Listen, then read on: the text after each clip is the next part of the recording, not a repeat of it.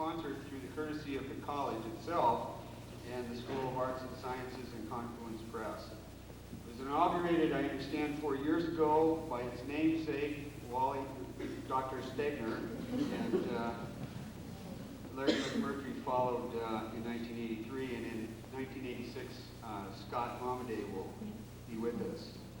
I don't have a lot to say about Ed Abbey, mostly because I'm biased and bigoted and prejudiced in his favor. Had the good fortune of having him as a teacher and knowing him as a friend. Was delighted to see the Tribune put the notice of the lecture on the appropriate page of the Lewiston Tribune, along with the obituaries of other local. And I'm sure you're as well acquainted with him as I am. So with that, I just want to ask you to give the West Chief Monkey Wrench a warm Lewiston welcome.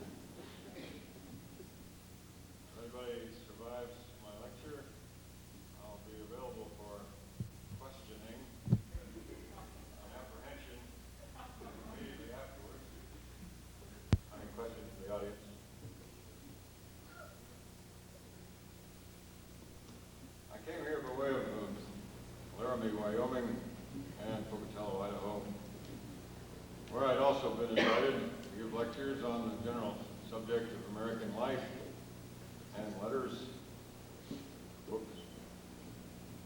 I tried to do that too, but made the mistake down in Laramie of starting off with some introductory remarks of a jocular nature about cowboys, ranchers, and the Western States beef industry.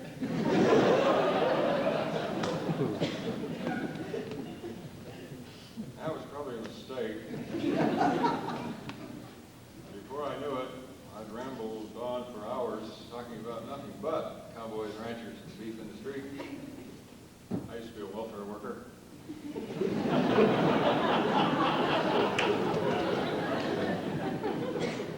The gist of my remarks was probably inappropriate given the location.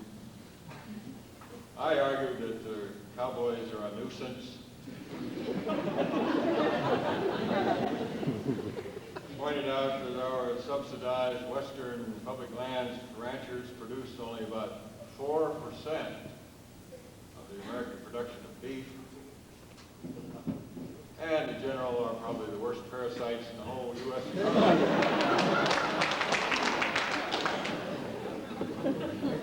And urged that we get their stinking cattle off our public land, property of all Americans. I even suggested various easy ways to achieve this end. For example, declare the range cow a big game animal.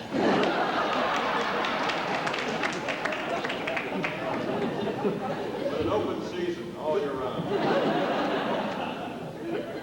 No bag limit. Any beef cow found on public land will be shot. Such a policy, I argued, would salvage our public lands, including, of course, the national forests, from their present devastation caused by a century or more of ongoing overgrazing. And such a policy would make possible the return of large-scale numbers of real animals: moose, buffalo, pronghorn antelope, prairie elk, bighorn sheep, or down in the desert, wild pig. Real game animals, real protein, real meat.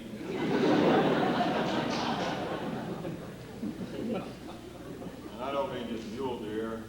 What's a mule deer but an oversized rodent? Mule deer is nothing but a big rat with antlers.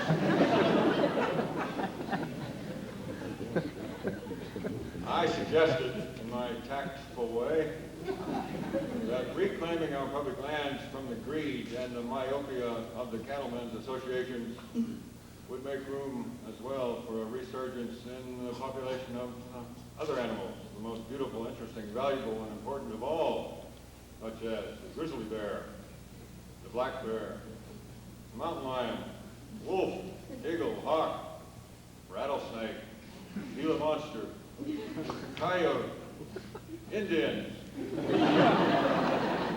mountain men, and human beings. My remarks, I'm sorry to say, caused some confusion. My lecture was met with a mixed reaction. It seemed best, in fact, that I leave town, which I did around midnight under heavy guard by way of a back alley. So, in view of my reception in Wyoming and lower Idaho,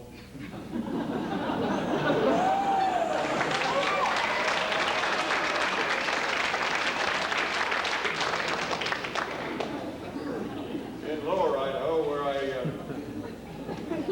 gave my lecture on the LDS religion.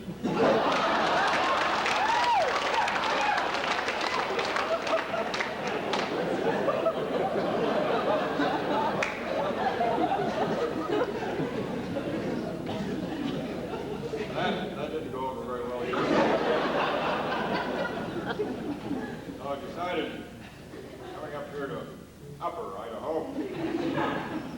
I'll play it safe, and I will say nothing whatsoever about cowboys, ranchers, or other welfare parasites. Instead, I intend to talk about books, as I'm being paid to do. I'm going to talk about books, the making of books, and what I conceive to be the writer's role in a quasi-democratic oligarchy like the United States. I hope you're all interested in literature. If you're not, what the hell are you doing here?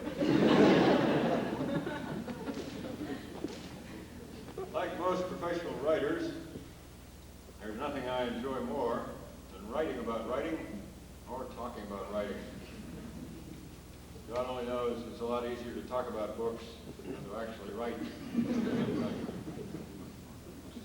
It's also a lot easier to play the make-believe role of a famous unknown author than to actually be an author, which is part of the reason I'm here.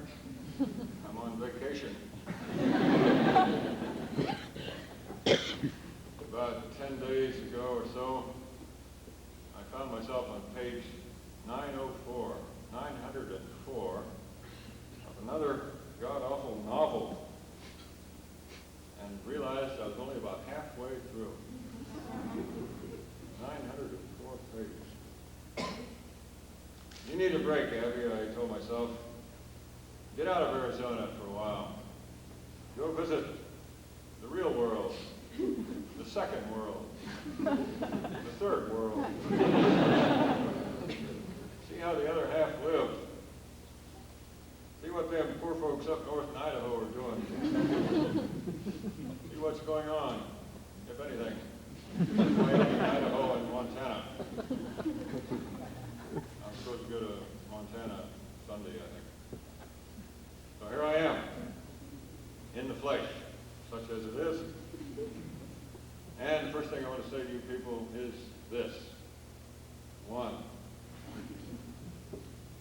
is the author's duty, as well as right, to speak the truth. You're going to hear me using that word a lot this evening, and I'm not even going to try to define it. I have a vague idea of what I mean by truth, but of course no two people agree on what the word means, and so I'm not going to try to explain it. But I'm saying I consider it an author's first and primary obligation to be honest, to speak the truth, unless he's telling tall tales. Second, it is also the author's duty to be a critic of the society he lives in. Bear with me and I'll try to explain all this. It's going to take a while. It's not a very popular idea among literary fashion makers today, but that's partly the reason I'm asserting it. Just to be deliberately contrary. Third, of course, it is also a writer's duty and privilege and immense pleasure to create, if possible, a work of art, a literary object of aesthetic beauty, a thing of joy forever. Well, probably not forever. That's a long time. But for a decade or two or three. Yes, a poet, or a novelist, or a storyteller, or an essayist is obliged to produce what we call literary art. That's an essential part of the job. To have something to say, and to say it well. But that part of the job seems to me perfectly obvious, given, basic, fundamental. Now, why belabor such a dead horse? Why keep genuflecting before the same old sacred cow? Let me paraphrase an old quatrain by the poet Roy Fuller, who flourished a few decades ago, as I recall. I forget what he called this little quatrain. I've reworded it slightly to fit my situation. I call it, "To the East Coast literati and their darlings, you praise the firm restraint with which they write. I'm with you there, of course. They use the bridle and the bit all right, but where's the bloody horse? My stress here now is on the content of a work of literary art, not merely the form, the manner, or the style. Yes, I know there are those who argue that style is content. Content is style. Nabokov, Borges, for example. The later, the final choice. I understand that thesis, and I think it's true, so far as it goes. But it's only a partial truth. To say that style is art, and all there is in art, is like believing that a wine bottle is the same as wine, or that Coors is a beer.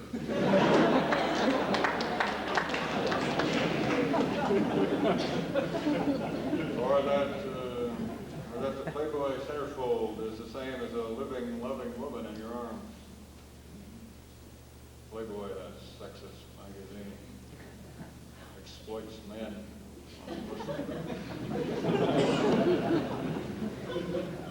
Yeah, now, I'm familiar with the great classic argument against women and in favor of masturbation, namely that you don't have to talk afterward.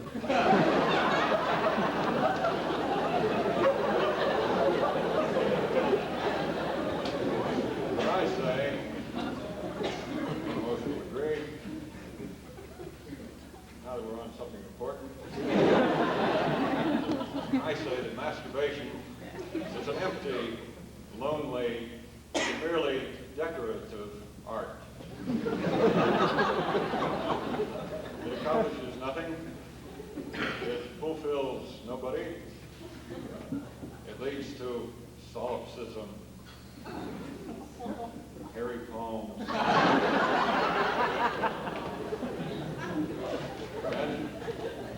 and the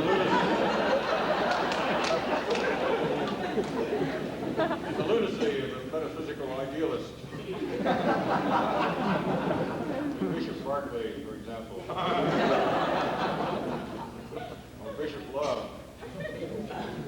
Or Bradley, or Boson Kett, or Alan Watts, or Tom Robbins.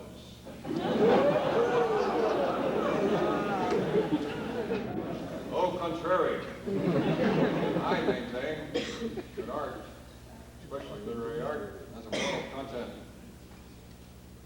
Aaron Copland wrote in his autobiography, Composer from Brooklyn, that even music, wholly instrumental, abstract, symphonic music, has a moral content. And I think in some way he's right. Charles Ives, whom I think is the greatest of American composers so far.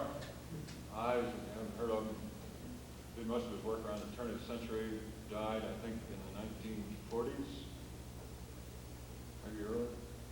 Charles Ives, well, if I mention his name, I will recommend that you find and listen carefully to any of his music, particularly the Fourth Symphony, or a little tone poem he called The Unanswered Question, or one of his many 4th of July festival overtures, where he simulates and creates the sound of several small-town high school bands all playing different tunes at the same time. I'm serious, it really is wonderful music. Anyway, Charles Ives claimed that good music builds character, and that bad music tends to undermine character.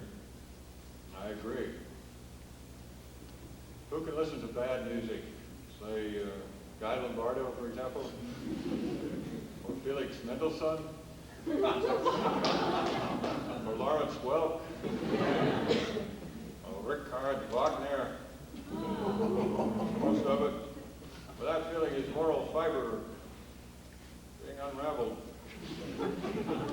Grand opera, I like to say, and especially Wagnerian grand opera, is a form of musical entertainment for people who hate music.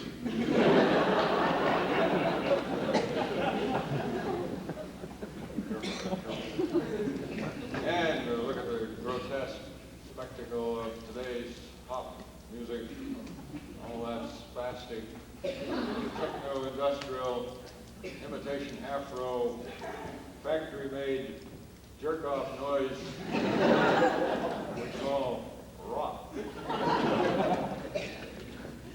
Michael Jackson, David Bowie, my daughter's hero, the Purple Prince, and so on and so forth. And you can easily understand how our country got bogged down in the Vietnam War. Perfume toilet paper.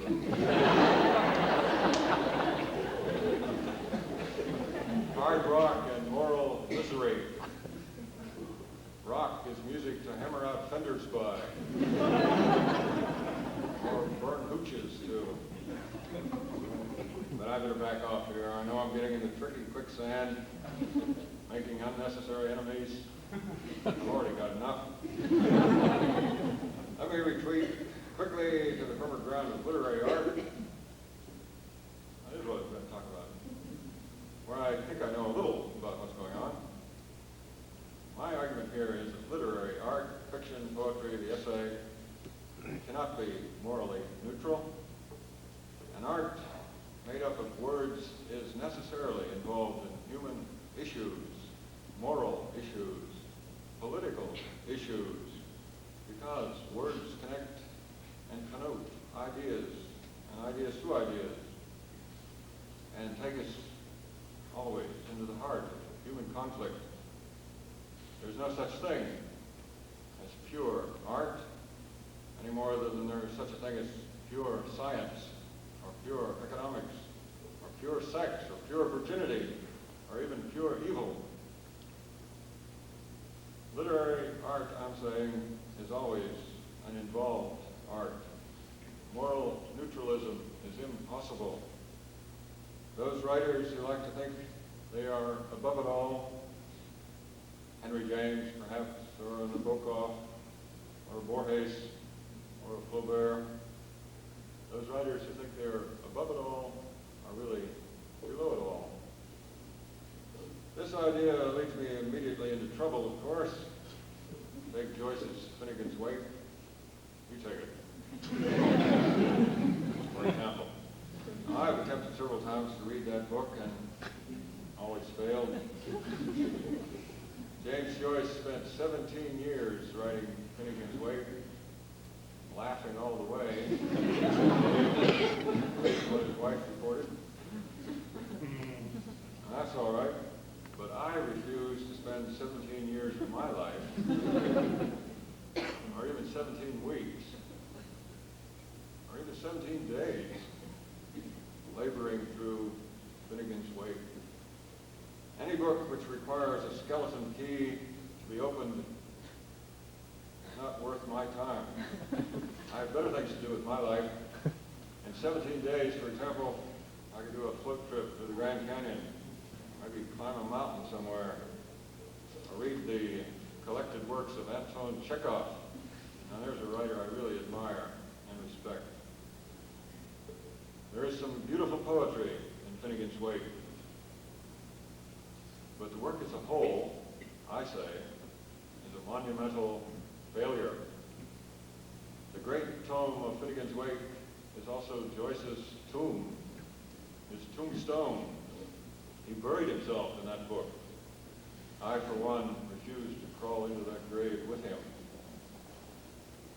Finnegan's Wake, therefore, is a work so abstract and so pedantic and so professorial, so decorative, and also witty here and there, I know, passages I have been able to translate. Mental health?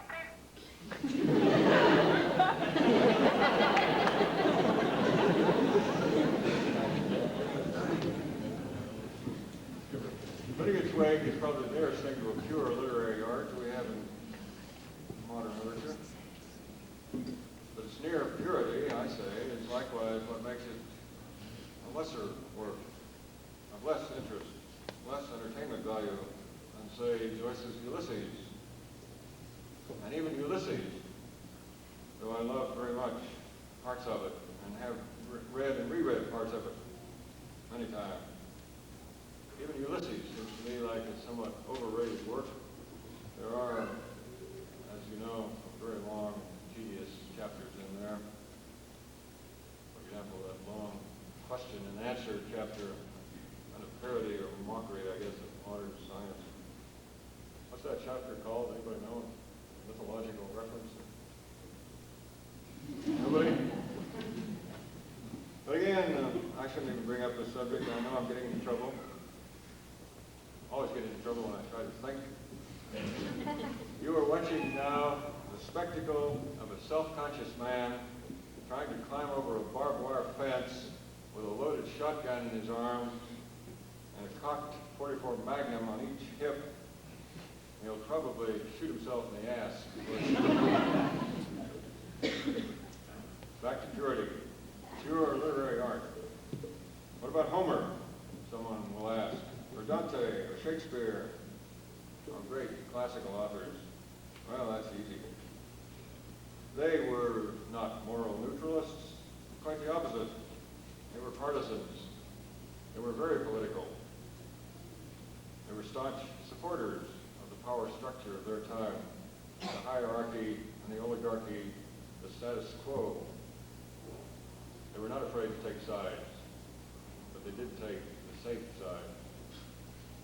Interpretations vary, but to me, Homer, Dante, and Shakespeare seem very much like sycophants in most respects. Sycophant, no, polite word for brown noser, ass kisser. How else could the blind Homer make a living, survive, and support himself, other than by praising the power bullies of his time? Thus we have in the Iliad those long and dreary episodes glorifying that monstrous boar Achilles and his queerish tent-mate Patroclus.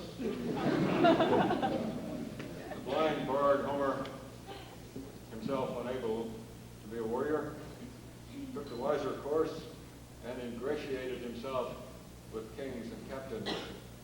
Life is always easier in the chief's hut. Yes, I know Robert Graves thinks Homer was a satirist, thinks that the Iliad is a sarcastic mockery of the Greek warlords. I would like to think that Graves is correct, but his is certainly a minority opinion.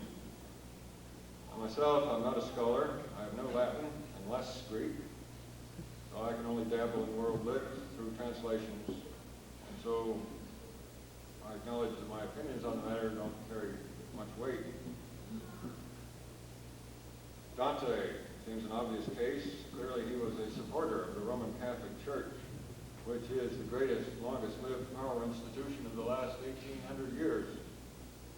Half the Inferno is about Italian politics.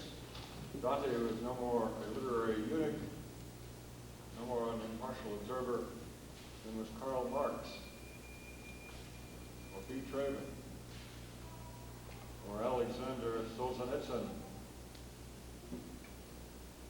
Dante got into a lot of trouble with his political views, lived most of his life in exile. Nevertheless, in general, he too, like Homer, played it safe, took sides with the powerful,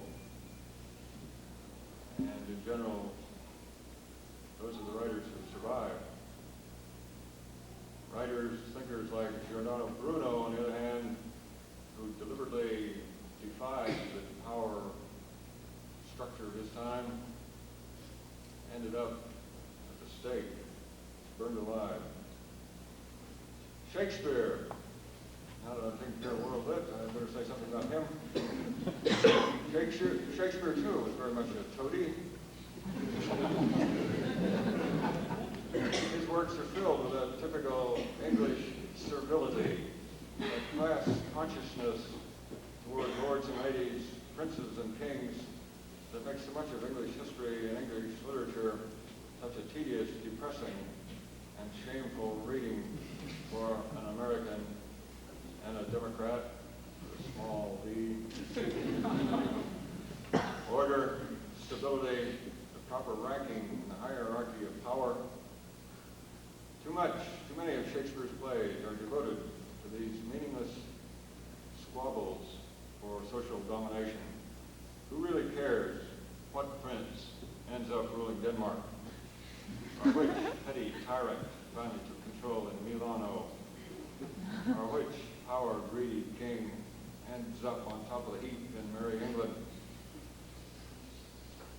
Whoever wins, the results remain the same.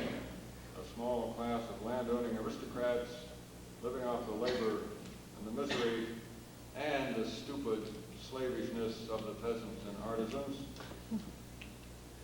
who more or less get what they deserve for being so servile. The real hero of English legendary, in my eyes, is not King Arthur and those armored goons of the Round Table, and Politburo of the slave state. The real hero of English legend is Robin the Hood, outlaw, last of the English freeman.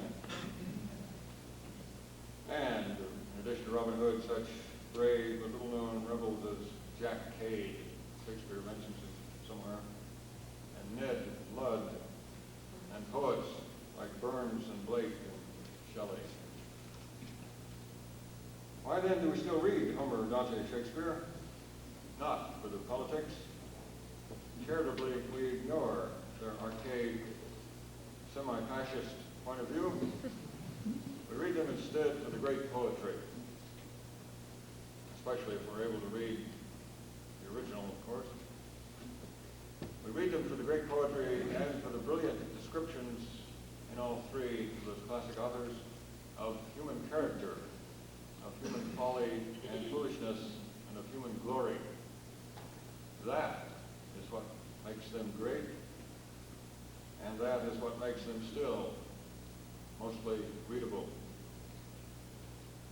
Nevertheless, Homer, Dante, Shakespeare, and all of the famous classic authors others such as Augustine, Cervantes, or Rabelais, almost all of them were partisans of one kind or another. They did take sides in the great issues of their time, the great issues of human history.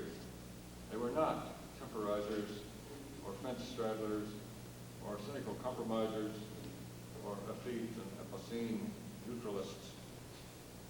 Most of them, except Rabelais and Cervantes to some extent, were on the wrong side, in my view. That is, they were sycophants, brown-nosers, foot-kissers, taking the easy way, the traditional way, lining up on the side of the rich and powerful. But at least they did take sides, openly and more or less honestly. I don't like reactionaries, right-wingers, fascists, or the phony conservatives of our time. But even they are better than the wafflers, the wind vanes, the temporizers. And Dante, you'll recall, even hell was considered too good for intellectual jellyfish. Dante consigned him to a kind of limbo, the vestibule of hell. Well, I say I've created more difficulties for myself. The more I try to clarify things, the muddier they get. Let's return to the modern world, the contemporary world, and see if I can explain what I'm talking about. Examples.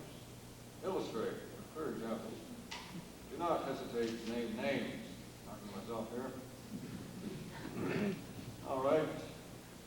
The two contemporary American authors that I most despise, and there are plenty to choose from, are John Updike and Saul Bellow. Why? Well, because they're sycophants. They are toadies to the powerful, because they pretend to be above politics, when really they are on their knees. You've heard of knee-jerk liberals. Well, writers like Bellow and Updike, and journalists like Tom Wolfe and George Will and William Buckley, to name it a few, they are what I call knee-pad Tories. They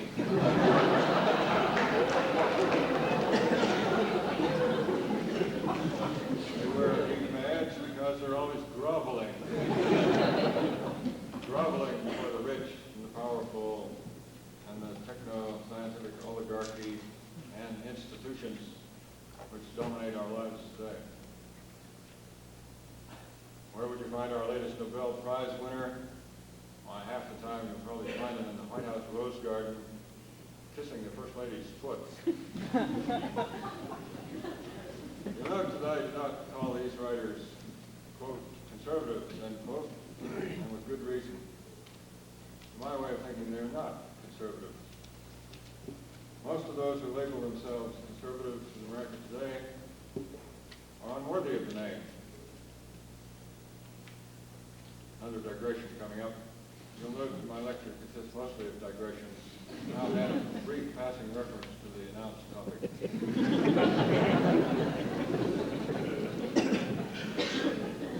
A conservative, properly speaking, is one who wishes to conserve, to save and preserve what is good and what is best in our society, our land, our national traditions.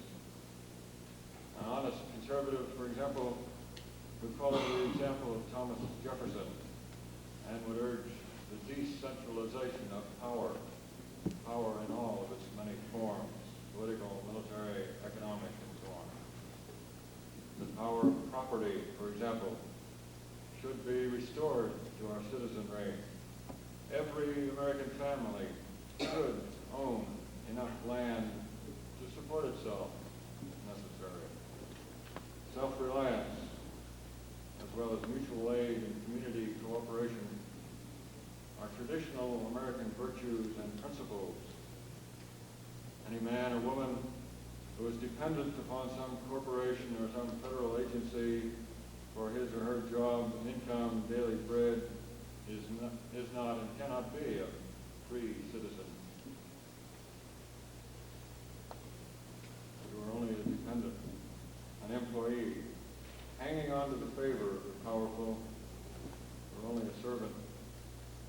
better than a slave.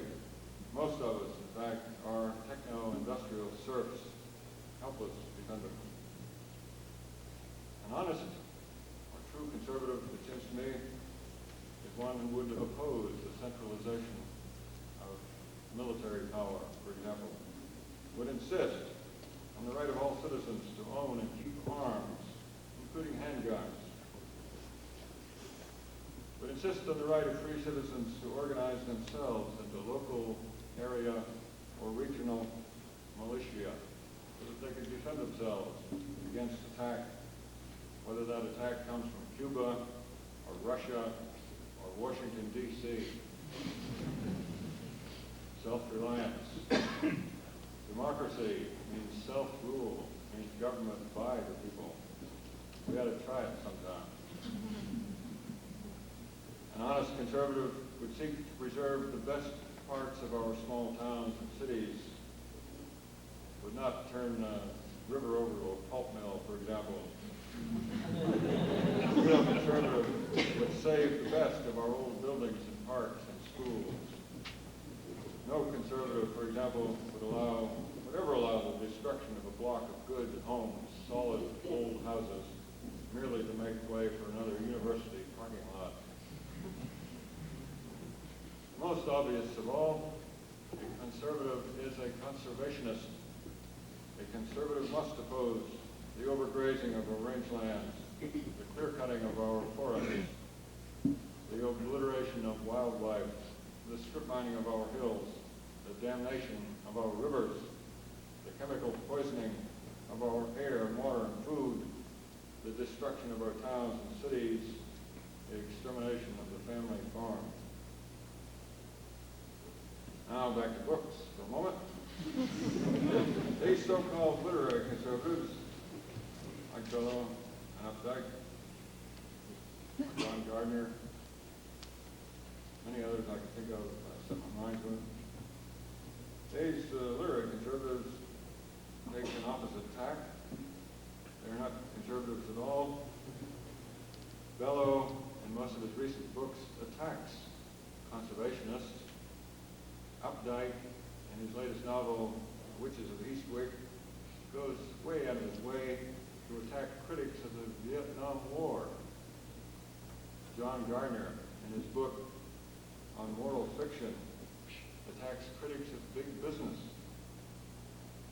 Even sweet little Annie Dillard, one of my favorite nature writers, even Annie Dillard, in her book, Living by Fiction, digresses once, in an otherwise fairly coherent book, to give a stab in the back to environmentalists, that awkward word which are waging a campaign to eliminate from our vocabulary.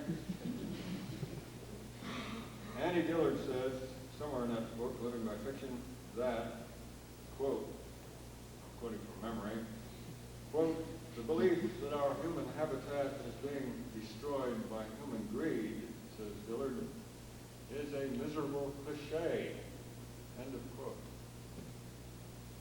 And therefore, he goes on to say, because it's a cliche, it's a subject unfit for fiction. A miserable cliche. Even if it's a cliche, why does she call it a miserable cliche? Are some cliches more miserable than others? How so? She doesn't explain in that little book. Of course, that's not her purpose. It's just her little digression. And if conservationism, preserving the land, is such a cliche in the minds of people like Annie Dillard and those other East Coast literati, my favorite enemies. Dillard lives in Connecticut, you know. If conservationism is a cliche, what could I say about Annie Dillard's theological nature writing? About her longing, like Saul Bellows, for a life after death, for a nicer, prettier, sweeter world than Earth, for some kind of big eschatological pie in the sky. Another example is Willa Cather. Willa Cather, is she really happier up there in the plastic paradise of the Christian heaven? Or would she rather be back in the windy plains of Nebraska? Would Annie Dillard really rather rattle around in outer space inside an aluminum garbage can with Timothy Leary and R. Buckminster Fuller? Would she really rather do that than explore Tinker Creek in Virginia or climb the hills of New England? Rhetorical question.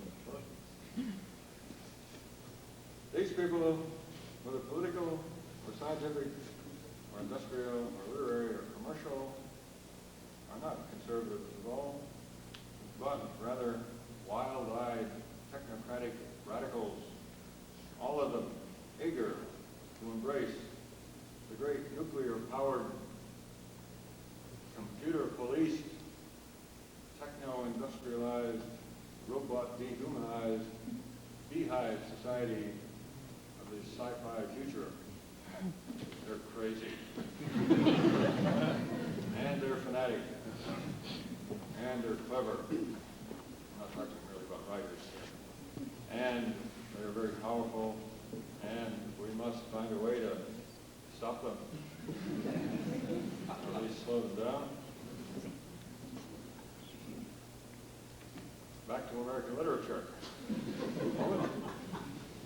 It is not enough for the writer to produce good works of art. That is essential, but not sufficient. The writer must also, as I said, speak the truth and be a critic of the society he lives in. Why? Why must the author speak the truth? Whatever you or I may think that word means. The author must speak the truth because nobody else will do it. Truth is almost always unpopular, especially with the powerful. Truth-telling is a risky undertaking, but somebody has to do it. And if the free and independent writer does not give us truth, an honest accounting of our world, who will? Will we ever get truth from politicians? Do we get the truth from the Chamber of Commerce? Do we get the truth from the upper echelon bureaucrats of government? Or from the Cattlemen's Association? Do you think you'll ever learn much truth from the communications industry? From NBC or CBS or ABC or Time or Newsweek, for example? Do we get truth from the TV evangelists of commercial religion? Do we even get much truth from science and scientists? Well, this gets a little more complicated. I would say yes, sometimes we get some truth in little bits and bites and snatches and printouts. We get a lot of information from science and scientists. Information leads to knowledge. We get some truth from science, but not too much, not enough. The reason, of course, is that science is such a big and complicated business, and few people have the power to put it all together.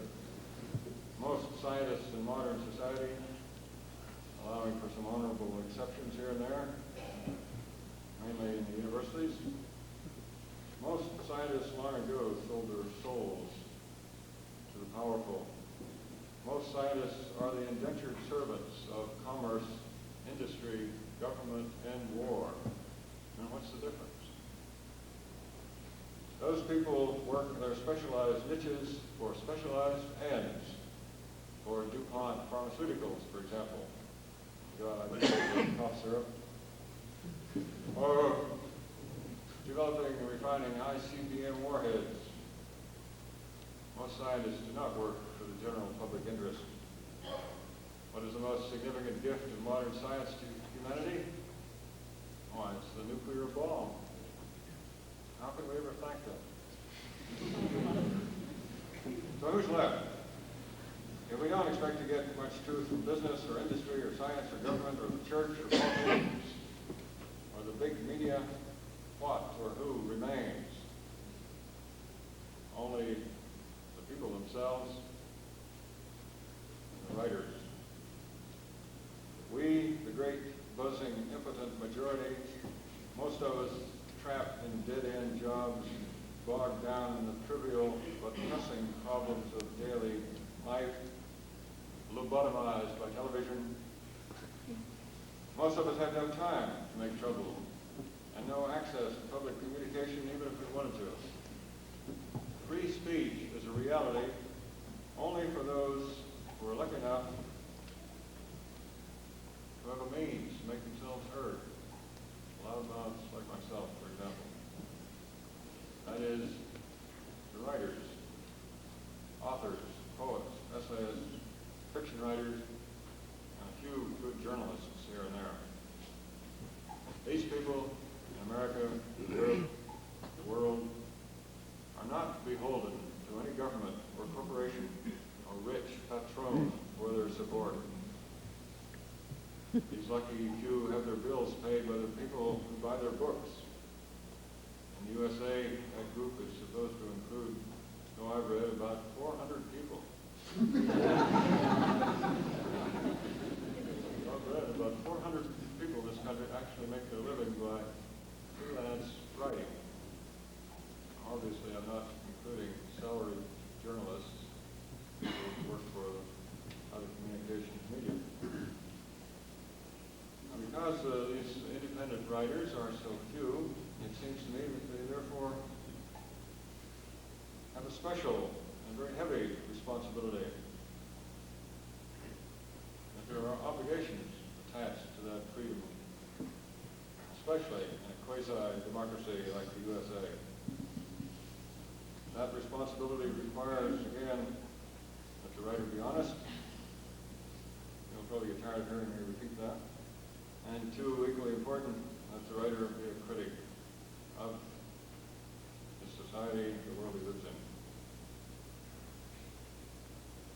That the writer demand and keep demanding that we, the people, that our nation be true to our own ideals and our own best traditions. The writer must be a critic of society, not a temporizer, certainly not a sycophant, not a foot kisser. The writer must be a critic, not a false moral neutralist, pretending to be above all controversy, hiding behind art with a capital A, afraid to stick his neck out on anything difficult or dangerous, too delicate and fastidious and ladylike to dabble his dainty fingers in anything so grim and sordid and hard as right and wrong, or good and evil, or justice and injustice, or beauty and ugliness, or truth versus falsehood, or in one shorthand catch-all term, politics. Now, of course, these pure aesthetes, these high-flown, fly-blown artistes will reply, and with considerable heat, that their novels, their poems, their fictions, their essays are indeed concerned with moral issues, or at least with finer, subtler nuances of moral issues. Highbrow soap opera. Henry James is one of their heroes. Henry James, that master of periphrasis, the one writer who could say more about less than any other author in human history. So far. I'm working on it.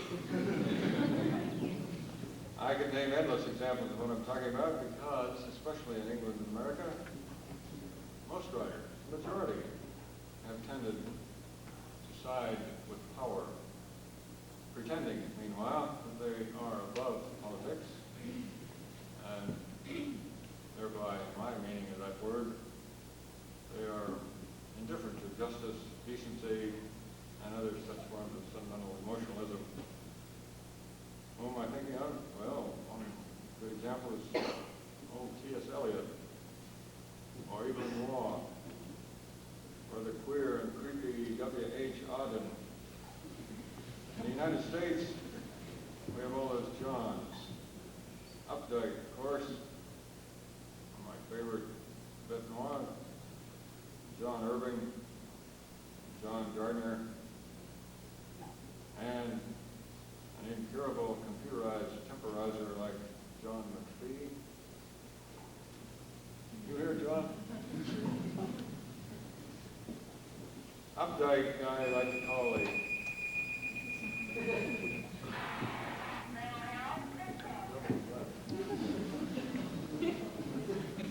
I like to call a chic boutique literature.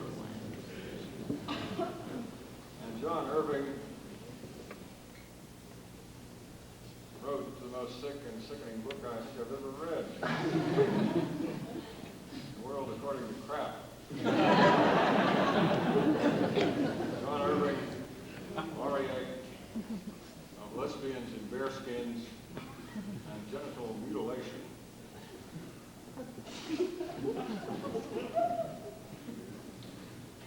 And of course, well, I found it, The World According to Crap.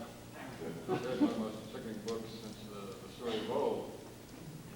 Or one called Even Cowgirls Get the Clap.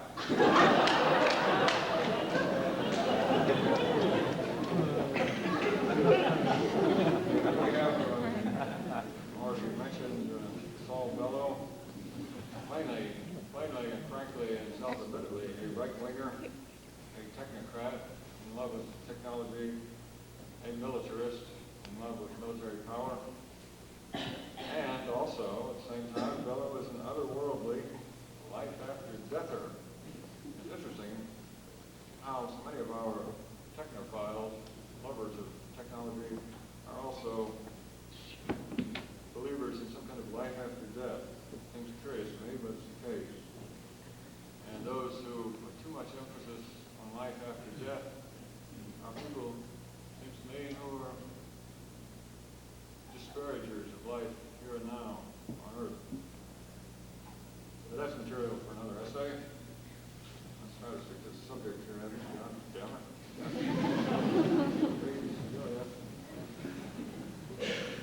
Now, I could name other writers, much younger, much closer to home, whole clusters of them from Montana down to Arizona, writers of great talent, who cannot seem to get beyond the safe, the easy, the traditional subjects, such as woman trouble, husband problems, the old hack, overdone, re-chewed cud of father-son conflict, all many varieties of soap opera. Not only are many of these very talented writers seemingly unable to transcend their personal angst, their obsession with the domestic, but also when challenged, they will go out of their way to attack those who are concerned with bigger and bolder and more difficult issues. Now, I'm not saying that the comedy of human relationships is a trivial subject, not at all. I'm only saying that it's been well done, and it's overdone, that field has been worked to death, and it's high time for more ambitious authors to tackle more ambitious material. Soap opera, like grand opera, is a form of dramatic entertainment for people who hate drama, who fear genuine conflict. Melville said, and I'm quoting from memory, so I'm telling you a little wrong. Melville said, if you want to write a mighty book, you must choose a mighty theme. Let me explain. Certainly, human love, sex, marriage, and children, and old age, and death are fundamental themes, basic subjects, essential to all literature, all traditions, all cultures. But personal and family moral issues have little significance when considered in isolation from their social, physical, biological context. None of us live as isolated individuals or self-subsistent families. We all live within some kind of group, community, setting, society. Even a grizzled old hermit of a fur trapper alone in the forests of Alaska, who might never see another human being for years, even he is not alone. No, he exists in the bio-society of nature, within the community of other living things, plants, animals, which surround, support, and eventually enclose him. There are some writers, modern writers, who have tried to deal with the general subject of humanity, human in nature. I think of the Frenchman, Jean Viano, who's, I don't know if he's still alive, he died recently. An author I highly recommend. His novels have been recently reissued by North Point Press in San Francisco. And the Norwegian Knut Hamsun, the American poets Robert C. Jeffers and Robert Frost, much of D.H. Lawrence, of course, and some of Conrad.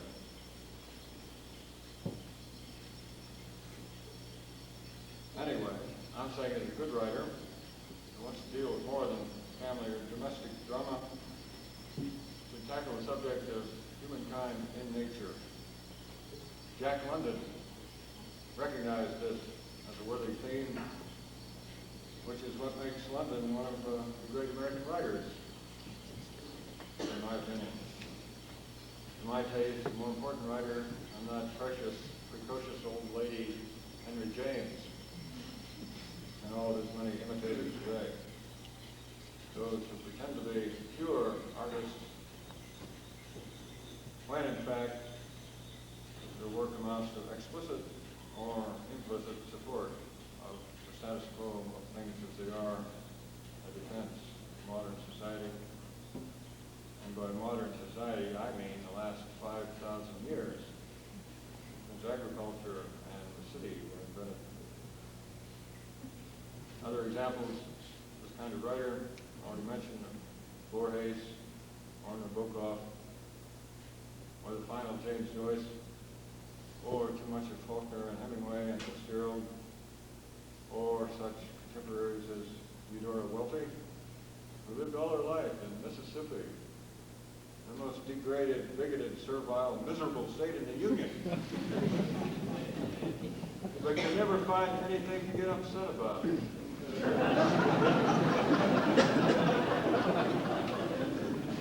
fact, if you've read her popular little autobiography, One Writer's Beginnings, you'll note somewhere in there she boasts that she, quote, never wrote out of anger, end of quote. Now, what kind of writer can make a statement like that? What kind of human being can make a statement like that? She never felt anger? If she never felt anger, how could she ever have felt love? There's another so-called impartial observer of life and nature. No wonder I found her stories very dull long ago. Never read much of them after that. Or consider the famous Argentine author Jorge Luis Borges, still among the living, I believe. When Borges was interviewed a few years ago by the travel writer Paul Theroux, you'll find a report of this in Theroux's book called The Old Patagonian Express.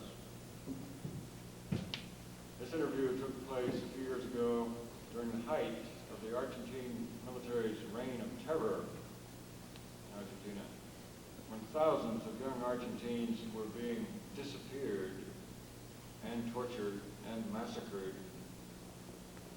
And this is what Borges said to Theroux about the ruling general of the hour, whoever that was. Borges said, quote, at least he's a gentleman, end of quote. Imagine that. Imagine anyone with the most rudimentary sense of decency making a statement like that. I never did feel any love for Borges, but after reading that bland, blind, obtuse remark, I lost all respect for him, as a man, as a human, and even as a writer. Well, as Kurt Vonnegut says somewhere, quote, we never got out of the Dark Ages. We are still living in the Dark Ages, end of quote. Please do not understand me too quickly. I'm not saying that serious writers should devote their careers to writing tracts or manifestos or broadsides for this or against that. We all know the difference between literary art and propaganda, and I don't intend to waste any words on that simple and elementary distinction. by saying that a good writer is obligated to devote his whole life to this or that particular cause. It is a terrible mistake for any thinking, feeling human being to completely attach himself to any particular ideology, cult, religion, Marxism, Roman Catholicism, Islam, Mormonism, what have you, or to attach himself to any particular party or dogma or doctrine permanently for life. That is a terrible mistake, and a terrible mistake especially for the artist, and especially for the literary artist who deals in words. But of course, we all recognize that. It's simply another truism. Sectarian writing is a bore. We expect a good writer to be an independent observer and reporter, beholden to nobody but the truth. We expect a good writer to be honest, to tell the truth to the best of his or her ability, and to be willing always to tell the truth, however offensive it may be to popular belief or to the comfort of the rich and the powerful. Truth is the enemy of power. Power is the enemy of truth.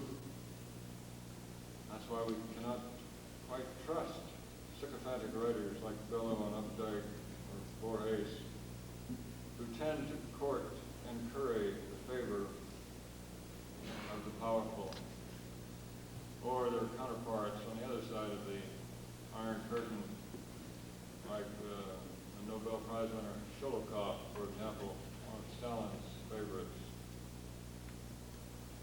There are many others, certainly in the Soviet Union, who devoted their careers to pandering to the Politburo. But you haven't heard of them, and neither have I. They don't get translated. Nobody reads them, except maybe in Russian. These kind of writers I call courtiers.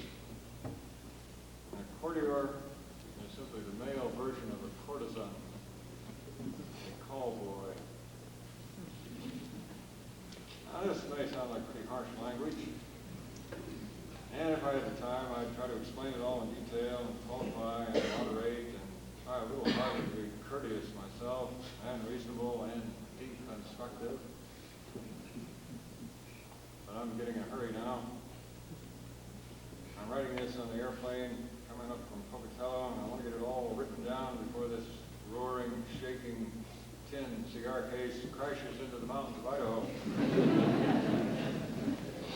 I've got a lot to say, and only 4 more hours in which to say it. The hero of my work, I'm quoting Leo Tolstoy now, the hero of my work in all his naked, unadorned glory is truth. End of quote. There are 2 kinds of art, good art and bad art. I have nothing to say about the latter. It's everywhere. There are also 2 kinds of good literary art. One, art that tells the truth about the society and the world we live in, art with meaning and moral purpose. And 2, decorative art, wallpaper art, literary play, perfumed toilet paper.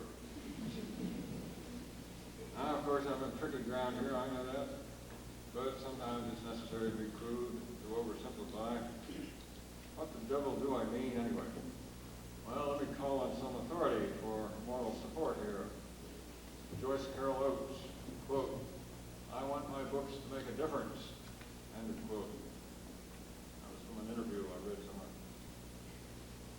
Or how about Dr. Samuel Johnson? "It is the writer's duty to Johnson to make the world better," end of quote. Or how about Alexander Solzhenitsyn? Somewhere near the end of the 3rd volume of his great Gulag Archipelago, Solzhenitsyn writes, and again I'm quoting from memory, so I've probably got it a little bit garbled. Solzhenitsyn wrote, "The purpose of my writing is to create change." He goes on, if the purpose of literature is merely to describe or entertain, if it has no moral, social, or political intention, then such writing is of no more significance than the barking of village dogs at night. End quote. Solzhenitsyn said that. And the Western world gave him a Nobel Prize and made him a culture hero for a time. And rightly so. He deserved it. He is a hero. Even if he meant to attack only the government of Russia. Any writer who wars against tyranny deserves our support and our applause.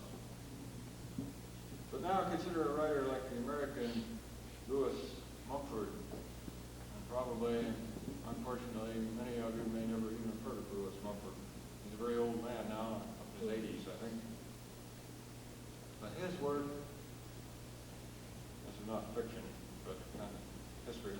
Mumford's work is an extensive and intensive and comprehensive, just as much so in its way as the work of Solzhenitsyn.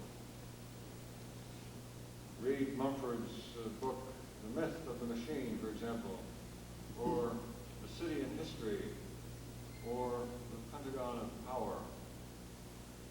Mumford, too, deserves the Nobel Prize, in my opinion. He is, in fact, the only living American author whom I think belongs in the same class as Solzhenitsyn, or Günter Grass, or Heinrich Böll, or Samuel Beckett, or other recent Nobel Prize winners. Not that I think the Nobel Prize is all that important, but it's symbolic of attitudes and beliefs. Lewis Mumford, however, made a mistake in his writing of attacking the wrong enemy. Of course, he is an implacable opponent of any and all totalitarian regimes, such as that of the USSR. But Mumford has emphasized in his work the totalitarian practice and potential of techno-industrialism in general, whether east or west, whether centered in the Soviet Union, the SU, or the United States, the U.S. Now that's not good politics in the world of literary fashion. I hope I'm wrong, but Mumford will probably not receive the Nobel Prize. And, as you may know, he's already been largely dismissed and ignored by the American literary critics. Once more, the best writers tell the truth, and therefore and thereby become critics of life, of the world, of the society they live in. Well, I see I've again tried to do too much. There's too much to say on these matters, and I have brutally oversimplified it. I know, oversimplified the whole business. Succeeded once again in making a fool of myself. But that's a risk we have to take. Now, you might think in trying to describe my notion of the ideal writer, I might be talking about myself. But the truth is that I lack the patience, the industry, the resolution, the courage, the ability to do the kind of great work I imagine. Also, I lack the time. There are some things more important than writing a great book. For example, raising a child, or running a river, or climbing a mountain, or loving a woman, or building a house.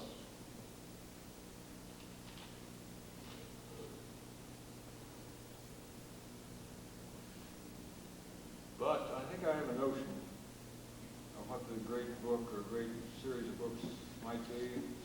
It's something that would go beyond the domestic drama, beyond familial soap opera, beyond even social conflict. A book or books which take in all of the above, but also embrace the conflict and the relationships between humankind and the greater natural world which surrounds, supports, and imposes us. I'm thinking of a novel or a series of novels about both nature and human nature. A miserable cliche, as Miller says, expanded to planetary magnitude in a literary firmament. what I've got in mind. This project is beyond my powers. And as I said, I don't have the time. But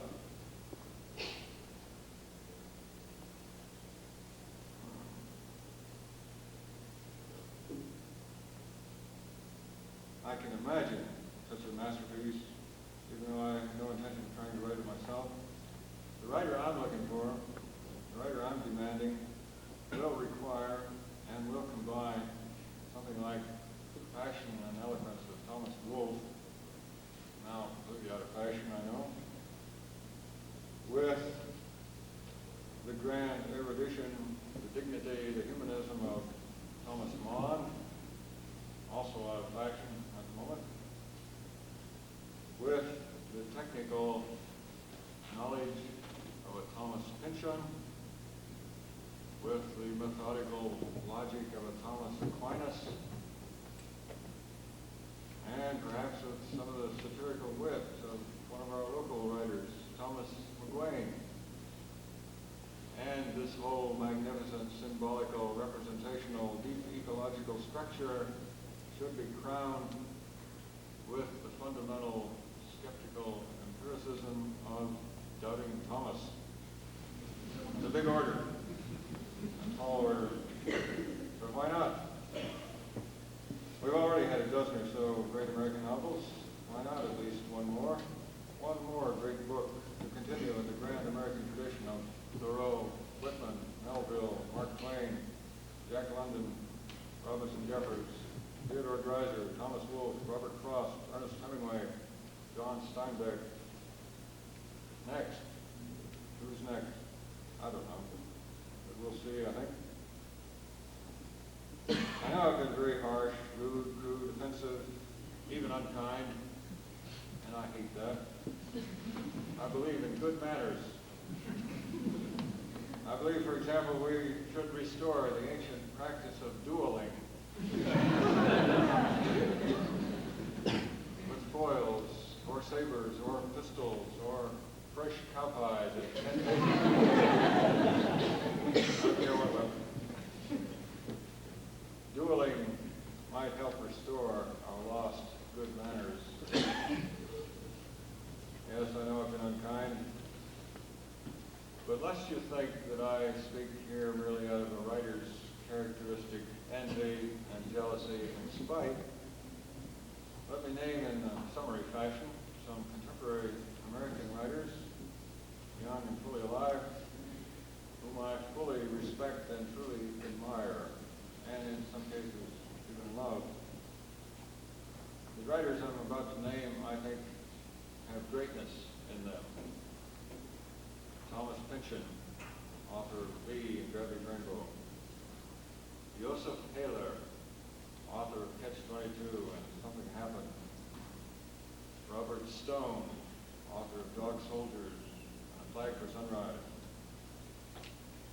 Robert Cooper, author of The Origin of the Brunists and The Public Burning. William Gaddis, author of J.R. and The Recognitions. Don DeLillo, or DeLillo, I don't know how he pronounces it, author of Ratner's Star, The Names, White Noise. These people, I think, are among the best of our new American novelists. Their books, I think, are among a few that may still be read in the 21st century. They are our best because they go beyond my first criterion of a good book. Something to say and saying it well. These books exceed as well my second criterion.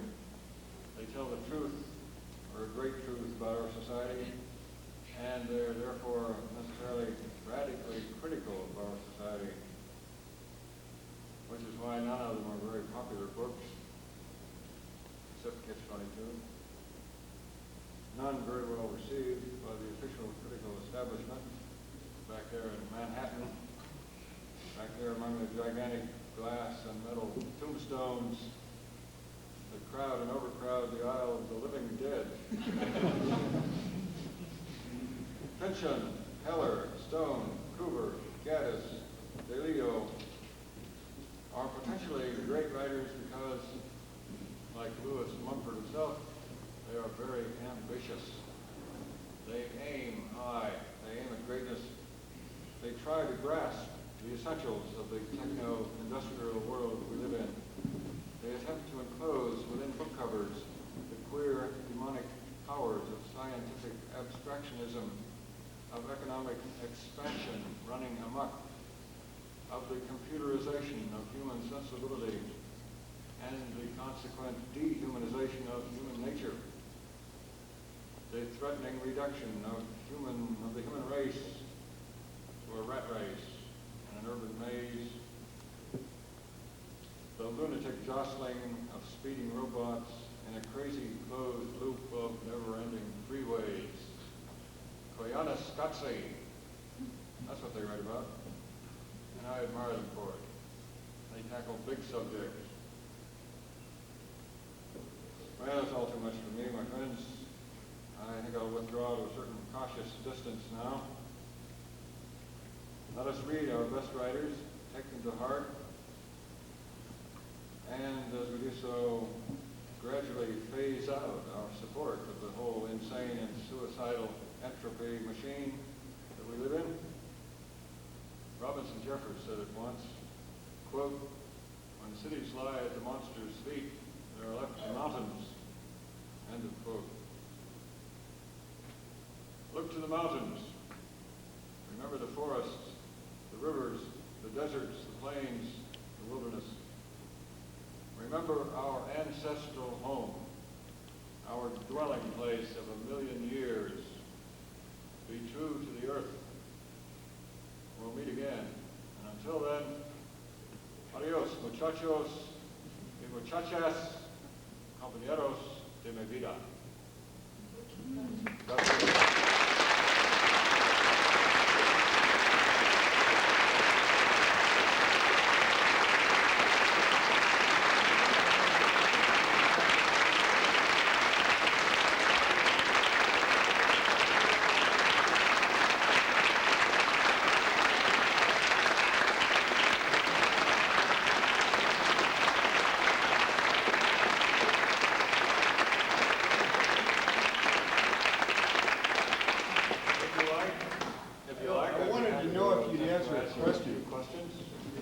Anyone who wants to leave, please feel free to do so. Anyone who wants to ask me some questions, shoot, rhetorically. Yeah? Who invited you? The guy who writes out the check, I hope.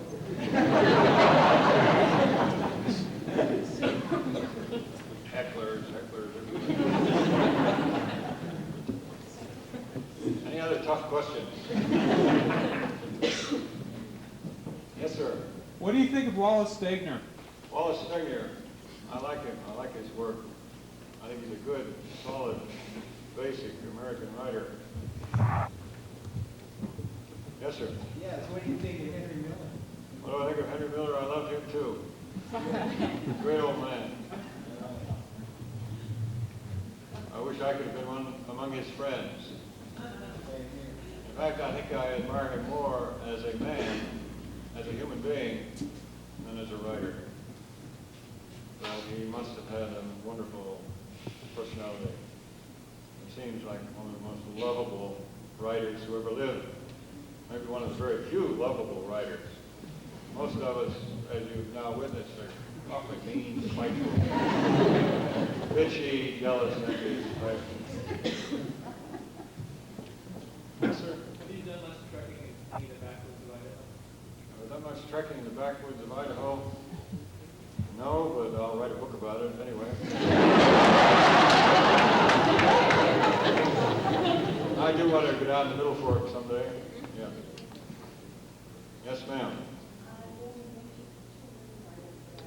You only mentioned two women writers I can think of, one was Annie Miller. And I was wondering how you view the woman's voice coming across the pictures. I mentioned Joyce Carol Oates. I admire her novels, the ones I've read. I've only read 3 or 4 of them. It's hard to keep up with Joyce, you know. She produces a big, fat novel almost every year. I think Joan Didion is a very good essayist, even though I dislike her political point of view. Annie Dillard, I've somewhat made fun of her tonight, is a marvelous nature writer, a beautiful stylist, a very good observer.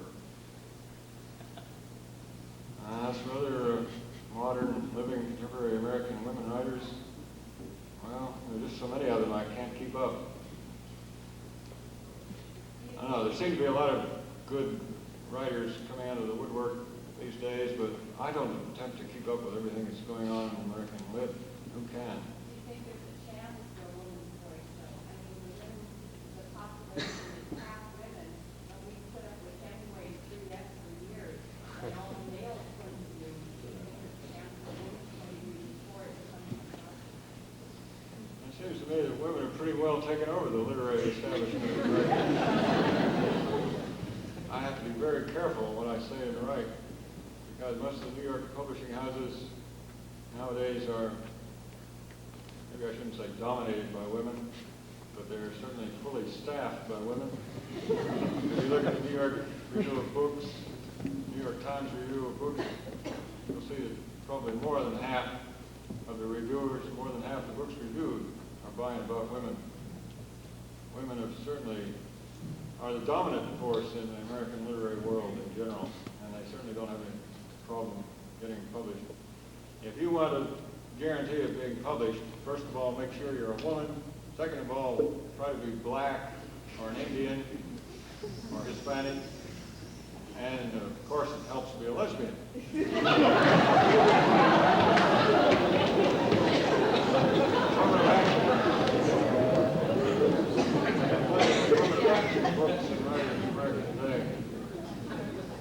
I don't think that so-called minorities have anything to complain about in our society. It seems to me they get the benefit of the doubt every time.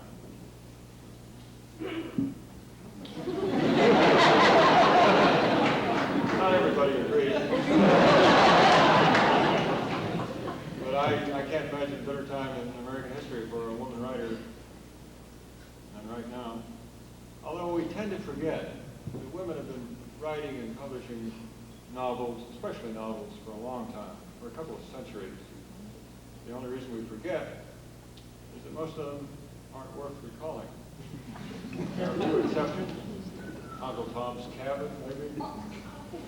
Little Women and Little Men. And of course, over in England, there's Jane Austen, the Bronte sisters, George Eliot. But American writing in the 19th century was infested with women writers. Nathaniel Hawthorne, one of the letters to somebody, complains that his books do not get a hearing. He can barely get published because, quote, that damned horde of scribbling women, end of quote. Now as to sexism, I love women.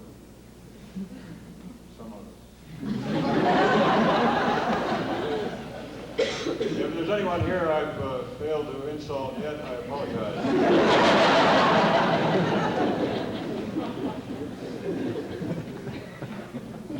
No, I don't think you women have anything to complain about in the American literary world. For Christ's sake. I'm teaching a seminar in contemporary American essay down at the University of Arizona this term. Just cut another class yesterday, I think. And I gave my students a free choice of contemporary essayists to talk about and write their essays about. And see, a very small class, only half a dozen people. Joan Didion was one choice. Alison Lurie was one. Alice Walker was another. I forget, but at least half of the choices are female. Any other questions? Yes, sir. What? I live near Tucson. I try to keep a safe distance, but it keeps swallowing me. Yes, ma'am. How much longer do you expect Tucson and Phoenix to last? How much longer do I expect Tucson and Phoenix to last? Oh, I don't really care. They're slowly growing together like two big amoeba, soon conglomerate into one huge, hideous blob. But by that time, I hope they'll be running out of water, or the groundwater will be so poisoned that most of us Arizonans will have to move back to Germany or England or wherever anyway. Yes, sir. Do you grow your own food? Sir? Do you grow your own food? I grow my own food. Well, my wife is a very good gardener. Yes? A proposal has been introduced to introduce English as the official language of the United States. Would you care to comment? A proposal has been introduced to make English the official language of the United States. Yes. I think that's a good idea.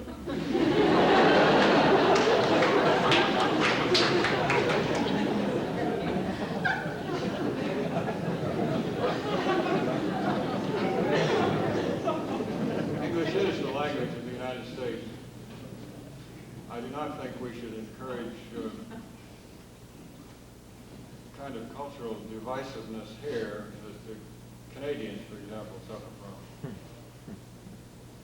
I'm all in favor of cultural diversity. I think the variety of races and ethnic groups that inhabit this country is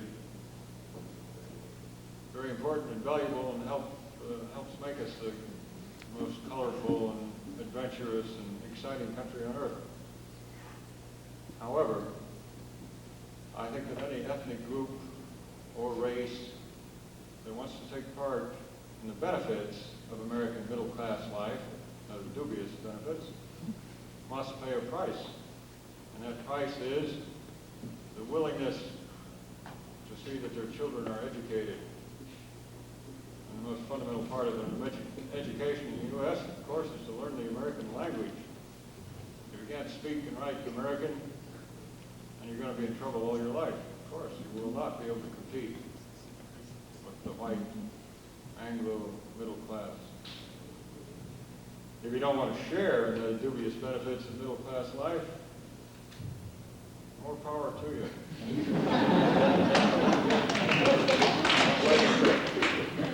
But don't complain that you're being discriminated against. If you want to live in the United States, but you're too lazy to learn the English language, then you cannot expect to share in all the benefits, the material benefits of the American way of life.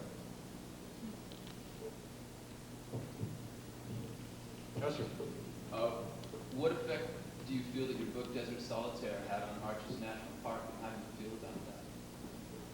What effect did my book Desert Solitaire have on national parks? As far as I can tell, none whatsoever.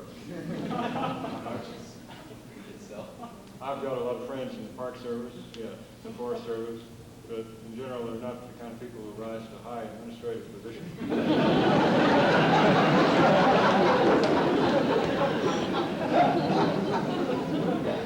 There are a lot of people in the Park Service, Forest Service, maybe a majority, who share my point of view, or I share their point of view on how our public lands should be administered.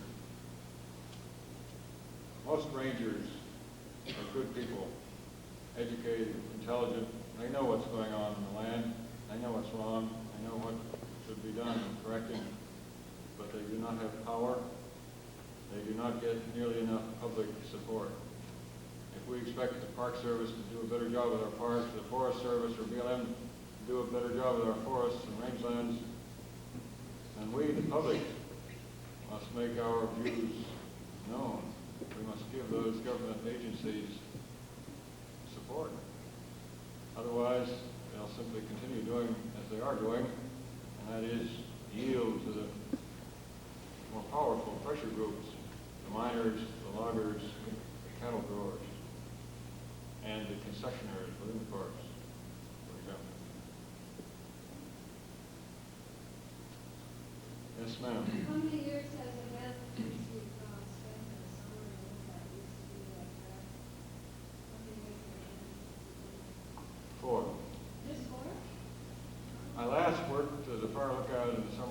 1980. 5 years. Wonderful job. I'm sorry I gave it up. I'd gladly trade my part-time job at the University of Arizona for a return to my part-time job with the U.S. Forest Service. Terrible mistake. They're not hiring anybody anymore, they just want you to volunteer.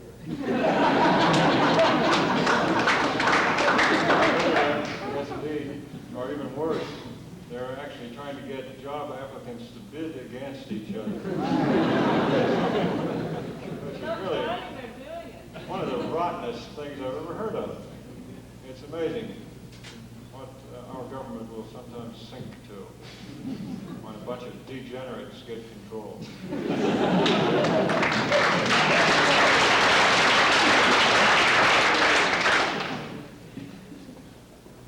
Yes, sir.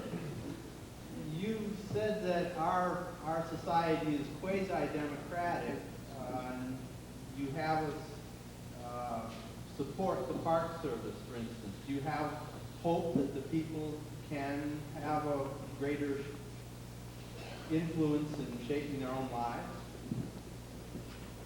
Is that a question? Yes, certainly. I think that citizens should try to take a more active part in public affairs. Yes, indeed.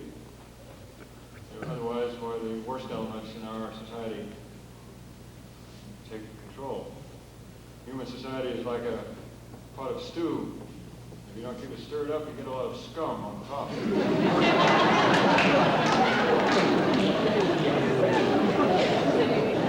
Half of the liver leads to residuation.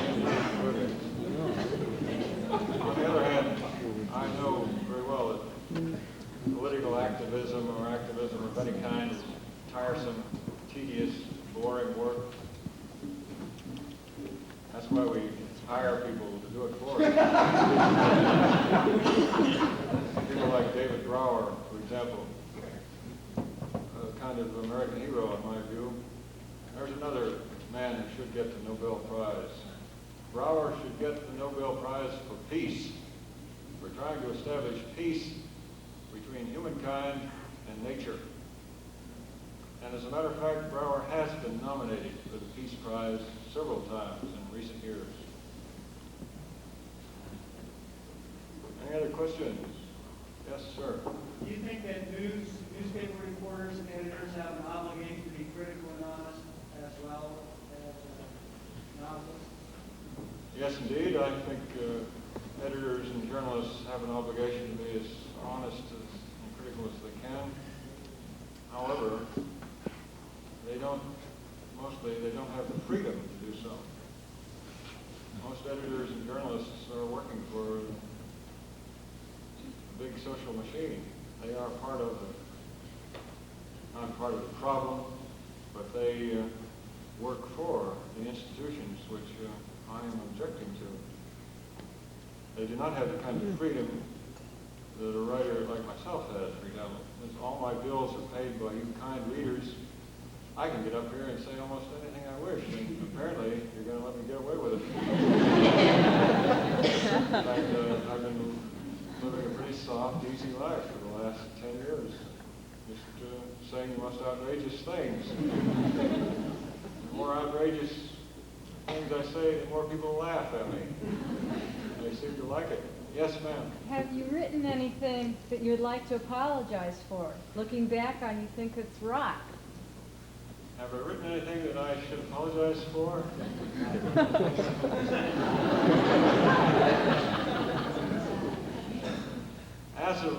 As a writer, I regret that I have not taken more pains with my writing. Yes, indeed. Most of my writing has been done in fits and spasms and orgasms.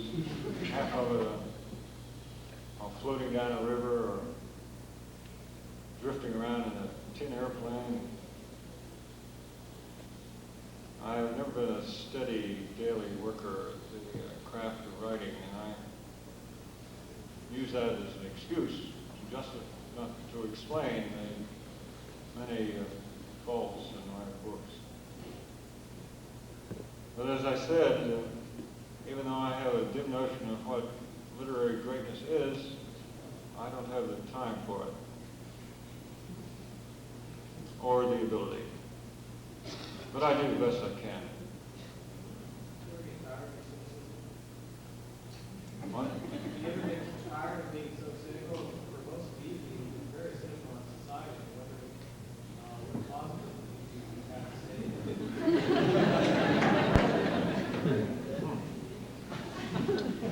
That's a stupid remark. I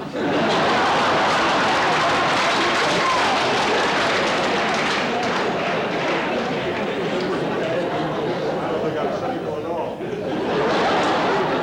I'm an idealist.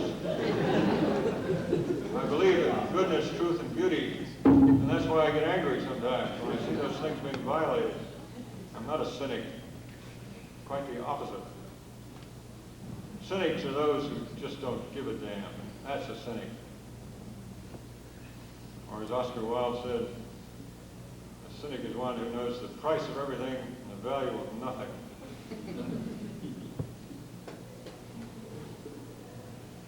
Yes, sir. Are you mellowing in your old age? Obviously.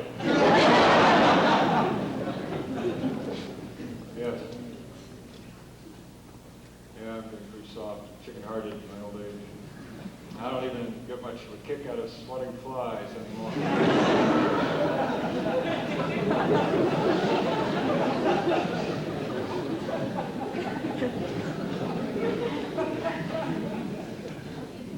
Also, I just had an 18-month-old baby about 18 months ago.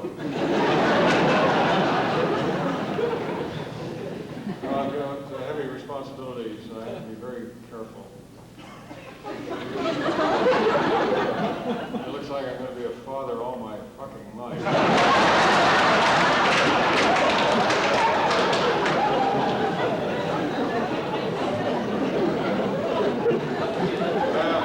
Enough of this bullshit. Let's go home.